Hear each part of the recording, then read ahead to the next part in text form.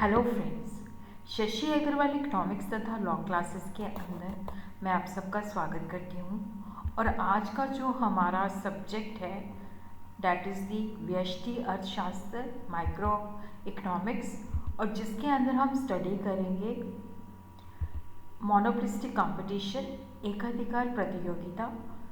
उसका मतलब क्या है, उसकी परिभाषा, उसकी विशेषताएं तथा मान्यताएं, एकाधिकारी प्रतियोगिता के अंदर फर्म का संतुलन कैसे होता है, समूह का संतुलन कैसे होता है। अगर आपको मेरा ये एफर्ट जो है सही लगता है तो इसको लाइक कीजिए, शेयर कीजिए और शशि अग्रवाल इकोनॉमिक्स तथा लॉ क्लासेस को सब्सक्राइब कीजिए।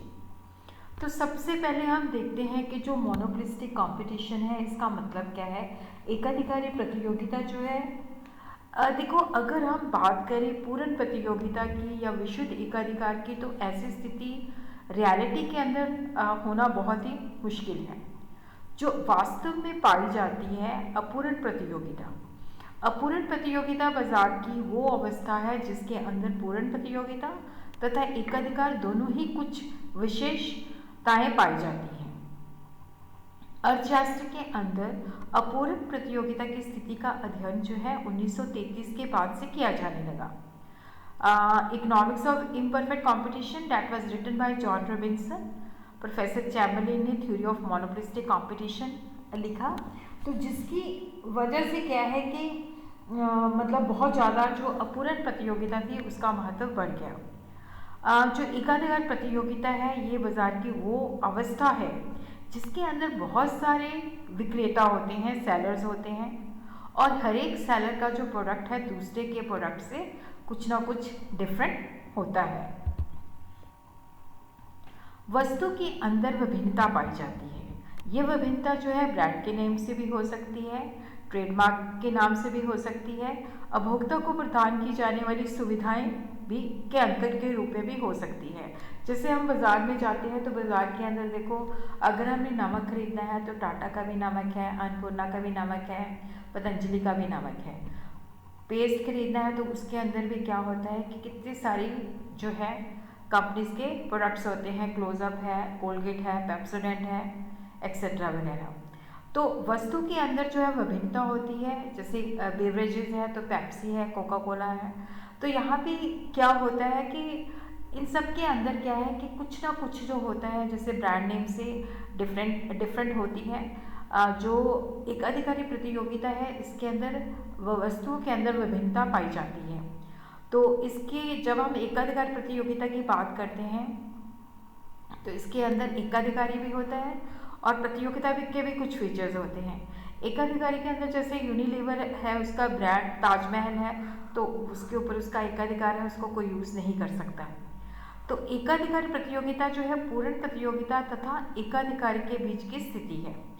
पूर्ण प्रतियोगिता के अंदर विक्रेता की संख्या बहुत ज़्यादा होती है, असीमित होती है, जबकि एकाधिकारी प्रतियोगिता के अंदर संख्या ज़्यादा होती है परंतु ये संख्या सीमित होती है।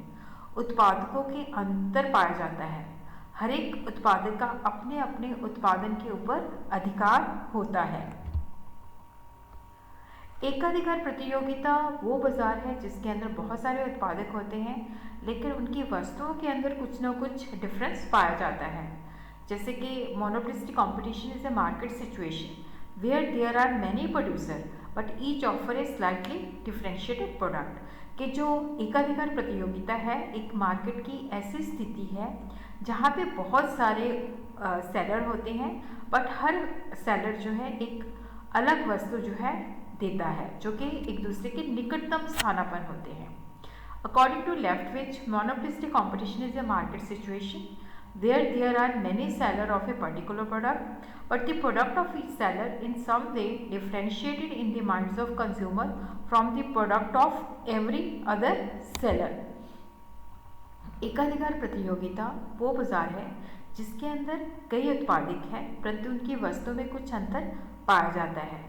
एकाधिकार प्रतियोगिता बाजार की वो स्थिति है जिसमें वस्तु विशेष के एक विक्रेता, बहुत सारे विक्रेता होते हैं, लेकिन जो उपभोक्ता के मस्तिष्क के अंदर क्या होता है कि उसकी जो प्रोडक्ट होता है वो अलग तरीके से छाप उसकी पड़ी होती है।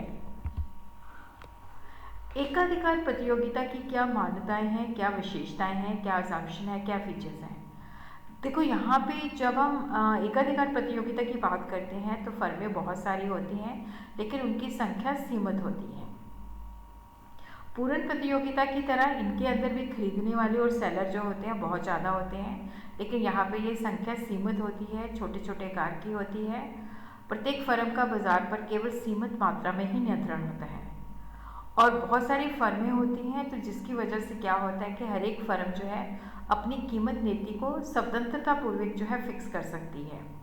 जब हम एकाधिकार प्रतियोगिता की बात करते हैं तो उसके अंदर वस्तु विभिन्नता होती है, ये इसका मुख्य लक्षण है।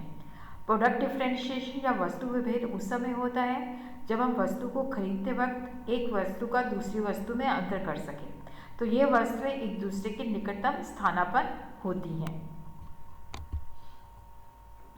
फर्मों के प्रवेश होने और छोड़ने की स्वतंत्रता होती है, कोई भी फर्म आसानी के साथ एंटर कर सकती है और आसानी के साथ छोड़ के जा सकती है। देखो जो एकाधिकार प्रतियोगिता होती है यहाँ पे लोगों को पूरी जानकारी नहीं होती, अपूर्ण जानकारी नहीं होती, जिसकी वजह से क्या होता है कि फर्में जो है एडवर्टीजमेंट करती हैं, पब्लिसिटी के ऊपर खर्चा करती हैं। हर एक फर्म की अपनी कीमत नीति होती है और वहाँ पे जो औसत जो वक्र होता है, AR कर्व जो होता है ऊपर से नीचे की तरफ होता है, MR उसके नीचे होता है, क्योंकि यहाँ पे ज़्यादा बेचने के लिए उनको अपनी प्राइस कम करनी पड़ती है। और उसी तरह इसके अंदर जो लोग हैं उनको पूर्ण ज्ञान नहीं होता, अपूर्ण ज्ञान होता है, प्रोडक्ट्स के बारे में नॉलेज नहीं होती, मार्केट के बारे में नॉलेज नहीं होती, तो एडवर्टीजमेंट के माध्यम से उनको नॉलेज दी जाती है। और इसका एक मुख्य विशेषता ये भी है कि विभिन्न जो फर्में होती हैं वो कीमत के अंदर तब्दीली नहीं करती। जैसे 4 फर्में हैं ABCD, तो कीमत तो उतनी ही रहेगी, लेकिन उसके साथ जो है कोई चीज़ फ्री लगा देंगे या उतने में ज़्यादा प्रोडक्ट दे देंगे या उसके साथ कोई कूपन दे देंगे या कोई ज़ार दे देंगे, तो गैर कीमत प्रतियोगिता होती है। उत्पादन के साधनों की कीमत तथा तकनीक को स्टेबल माना जाता है, कांस्टेंट माना जाता है। एक ग्रुप में सभी उत्पादकों की मांग तथा लागत वक्र एक समान होते हैं। एकाधिकारी प्रतियोगिता के अंदर मांग तथा लागत वक्र किस तरह के होते हैं? एकाधिकारी प्रतियोगिता में औसत लागत वक्र, सीमांत लागत वक्र तथा घटती बढ़ती और लागत वक्र जो होती है U आकार की होती है। जैसे एवरेज कॉस्ट है, मार्जिनल कॉस्ट है, एवरेज वेरिएबल कॉस्ट है, इसकी जो शेप होती है वो U शेप होती है। अपूर्ण प्रतियोगिता के अंदर विक्रय लागत होती है, क्योंकि लोगों को पूर्ण ज्ञान नहीं होता तो उनको बताने के लिए एडवर्टीजमेंट पे खर्चा किया जाता है। और विक्रय लागत जो है चैपलिन के मुताबिक ये भी U आकार की होती है। और एकाधिकार प्रतियोगिता की स्थिति के अंदर क्योंकि हर एक उत्पादक का वस्तु जो है दूसरे से अलग होता है, वस्तु विभेद होने के कारण पूर्ति वक्र जो है नहीं खींचा जा सकता। एकाधिकारी प्रतियोगिता के अंदर जो लागत वक्र होते हैं वो इस तरह से U शेप में होते हैं। और जब हम बात करते हैं डिमांड कर्व की, AR ऊपर से नीचे की तरफ झुका होता है, ये बिल्कुल जैसे मोनोपोली के अंदर है, वहाँ पे लेस इलास्टिक होता है, यहाँ पे ये मोर इलास्टिक होता है। तो ज़्यादा बेचने के लिए प्राइस जो है कम करनी पड़ती है, तो MR उसके नीचे लाया करता है। एकाधिकारी प्रतियोगिता के अंदर कीमत तथा संतुलन जो है किस तरह से निर्धारित किया जाता है? एकाधिकारी प्रतियोगिता के अंदर जो है हर एक उत्पादक जो है उसका जो उद्देश्य होता है वो अपने लाभ को मैक्सिमम करना चाहता है। अधिकतम लाभ तब प्राप्त होता है जब मार्जिनल कॉस्ट जो है सीमांत लागत जो है सीमांत आय के बराबर होती है। मार्जिनल कॉस्ट MR के बराबर होती है और MR को वो नीचे से कट करती है। उस वक्त जो फर्म है वो संतुलन की स्थिति में होती है। जब भी हम एकाधिकारी प्रतियोगिता की बात करते हैं तो उसमें बहुत सारी फॉर्म्स होती हैं। तो एकाधिकारी प्रतियोगिता के अंदर हम फर्म का संतुलन देखते हैं और समूह का संतुलन देखते हैं। देखो यहाँ पे जो एकाधिकारी प्रतियोगिता है, यहाँ पे समूह शब्द जो बहुत सारी फॉर्म्स होती हैं तो उनको जो है समूह के रूप में देखा जाता है। फर्म का जो संतुलन है उसको हम 2 स्थितियों के अंदर स्टडी कर सकते हैं, अल्पकालीन और दीर्घकालीन। अल्पकाल समय की वो अवधि है जिसके अंदर फिक्स फैक्टर्स होते हैं और वेरिएबल फैक्टर्स होते हैं। फिक्स फैक्टर को हम चेंज नहीं कर सकते, जैसे मशीनरी है, बिल्डिंग है, इसको हम रातों रात चेंज नहीं कर सकते, वक्त लगता है। अगर मांग बढ़ती है तो हम वेरिएबल फैक्टर को चेंज करके अपनी प्रोडक्शन को बढ़ाते हैं। तो यहाँ पे कंडीशन ऑफ इक्विलिब्रियम जो है marginal cost is equal to M R. M C जो है एम आर को नीचे से कट करे। तो जब अल्पकालीन के अंदर जो फर्में हैं उनको आसमानी लाभ भी हो सकता है, सुपर नॉर्मल प्रॉफिट भी हो सकता है, सामान्य लाभ भी हो सकता है और मिनिमम लॉसेस भी हो सकते हैं। तो इस तरह से देखते हैं कि जब फर्म जो है अल्पकालीन के अंदर जो है, ये जो है हमारा वक्र है, यहाँ पे हम उत्पादन लेते हैं, यहाँ पे हम लागत और आय लेते हैं, ये हमारे जो है ए आर है और ये हमारा एम आर है और ये हमारा कॉस्ट कर्व है। तो यहाँ पे हम देखते हैं कि जो हमारी एम सी है वो इस बिंदु पे कट करती है। तो this is the point of equilibrium, जहाँ पे एम सी जो है एम आर के बराबर है और एम सी जो है एम आर को नीचे से कट कर रही है। तो इसको हम ऊपर ले गए, ये प्राइस है तो ये हमारी लागत है और प्राइस और लागत के बीच में गैप है, तो ये हमारा सुपर नॉर्मल प्रॉफिट है। देखो सुपर नॉर्मल प्रॉफिट जो है तब होता है जब एवरेज रेवेन्यू जो है मोर देन एवरेज कॉस्ट होती है।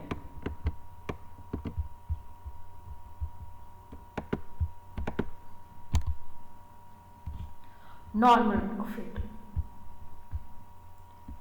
नॉर्मल प्रॉफिट के अंदर क्या होता है कि यहाँ पे मैं आपको डायग्राम ड्रॉ करके बताती हूँ।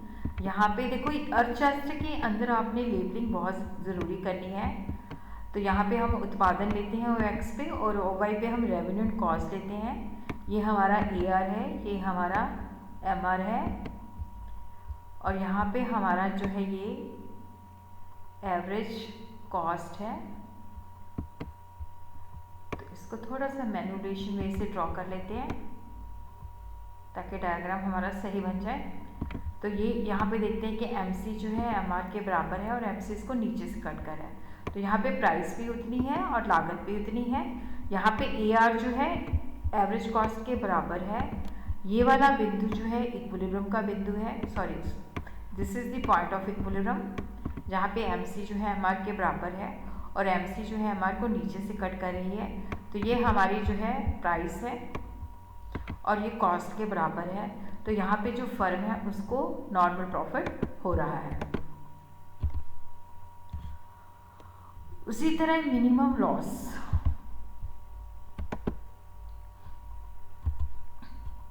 तो यहाँ पे हम देखते हैं, यहाँ पे हम देखते हैं कि ये हमारी ए आर है, ये एम आर है। तो this is the point of equilibrium जहाँ पे एम सी एम आर के बराबर है और यहाँ पे हमारी जो प्राइस है वो एवरेज वेरिएबल कॉस्ट के बराबर है। हमारा ये एवरेज कॉस्ट है। तो यहाँ पे हमारी जो प्राइस है वो एवरेज कॉस्ट से कम है, तो इतना मिनिमम लॉस हो रहा है। देखो जो शॉर्ट पीरियड है उसके अंदर क्या होता है कि फर्में जो होती हैं वो तब तक कंटिन्यू रखती हैं जब तक उनका प्राइस जो होता है एवरेज वेरिएबल कॉस्ट से ज़्यादा होता है या उसके बराबर है। तो ये शट डाउन पॉइंट भी है क्योंकि यहाँ पे प्राइस एवरेज वेरिएबल के कॉस्ट के बराबर है। अगर प्राइस इससे नीचे चले जाएगी तो फर्म डिसकंटिन्यू कर देगी।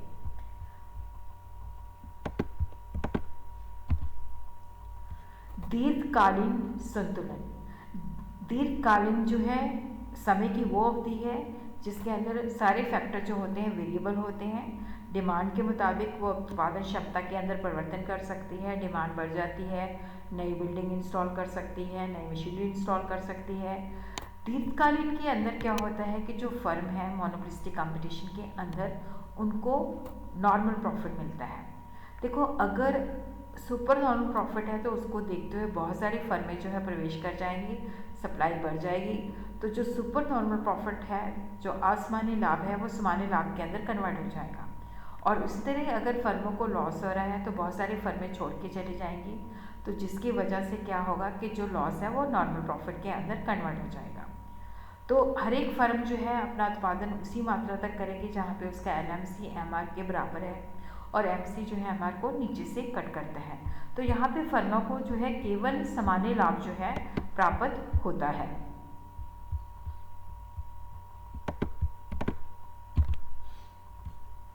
और उसी तरह हम देखते हैं कि यहाँ पे ये नॉर्मल प्रॉफिट है, क्योंकि ये देखो this is the point of equilibrium, यहाँ पे प्राइस जो है एवरेज कॉस्ट के बराबर है, तो फर्म को नॉर्मल प्रॉफिट मिलता है। और उसके साथ ही क्या है कि देखो जब हम मोनोपोलिस्टिक कंपटीशन की बात करते हैं तो यहाँ पे ये वाला मिनिमम पॉइंट है, उससे मिनिमम पॉइंट से पहले ही जो है वो प्रोडक्शन बंद कर देती है। तो यहाँ पे क्या है कि एक्सेस कैपेसिटी, जैसे यहाँ पे इतनी एक्सेस कैपेसिटी है जो मैं आपको आगे चल के बताती हूँ।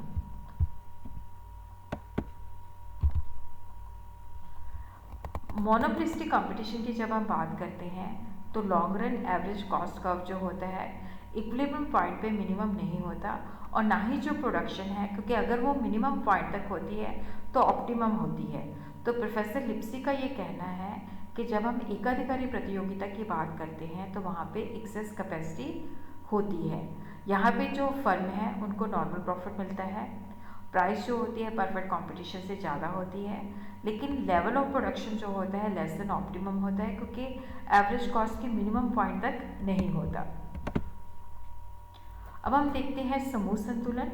समूह संतुलन पूर्ण प्रतियोगिता की, देखो जो परफेक्ट कंपटीशन की हम बात करते हैं तो वहाँ पे होमोजीनियस वस्तुएं होती हैं, बहुत सारी फर्में होती हैं जो कि असीमित होती हैं, और इन फर्मों के समूह को हम उद्योग कहते हैं। और जब हम एकाधिकारी प्रतियोगिता की बात करते हैं तो वहाँ पे बहुत सारी फर्म्स होती हैं, लेकिन उनका जो नंबर होता है वो सीमित होता है, और वो जो मैन्युफैक्चर करती हैं वो निकटतम प्रतिस्थापन होते हैं जिनके अंदर विभिन्नता पाई जाती है।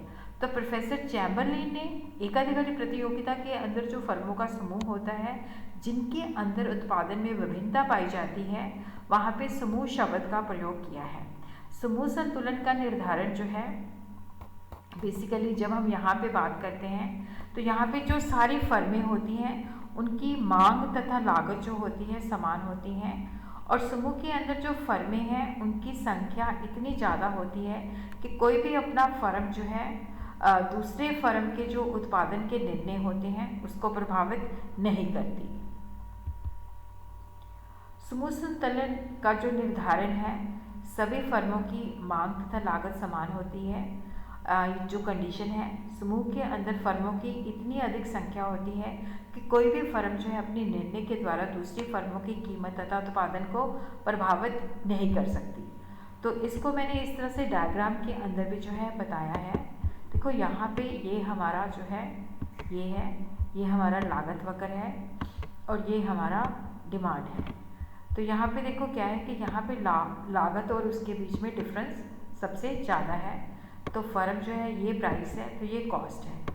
तो यहाँ पे क्या है कि इतना उसको जो है सुपर नॉर्मल प्रॉफिट होता है, जिसको देखते हुए क्या होता है कि बहुत सारी फर्में जो है एंटर कर जाती हैं, और जिसकी वजह से क्या होता है कि हमारा जो डिमांड कर्व है वो नीचे की तरफ शिफ्ट कर जाता है। तो यहाँ पे हम देखते हैं कि हर फर्म जो है अपना ये प्राइस रखना चाहती है, क्योंकि यहाँ पे क्या है कि फर्मों को ज़्यादा लाभ मिल रहा होता है, जिसको देखते हुए क्या होता है कि बहुत सारी जो है फर्में एंटर कर जाती हैं, और जिसकी वजह से क्या होता है कि बेसिकली जो डिमांड कर्व है वो नीचे की तरफ शिफ्ट कर जाता है। और यहाँ पे जो है बेसिकली जो क्योंकि इस इतना जो है देखो यहाँ पे ये वाला हिस्सा जो है अगर ये डिमांड है तो इतना प्रॉफिट होता है, पर जब बेसिकली डिमांड जो होती है क्योंकि मतलब बहुत सारे लोग जब एंटर कर जाते हैं तो वस्तु के अंदर जो है मांग कम हो जाती है और सप्लाई ज़्यादा हो जाती है, जिसकी वजह से प्राइस जो है कम हो जाती है, और जो फर्में होती हैं उनको नॉर्मल प्रॉफिट मिलने लग जाता है। तो वहाँ पे जो प्राइस होती है वो एवरेज कॉस्ट के बराबर होती है।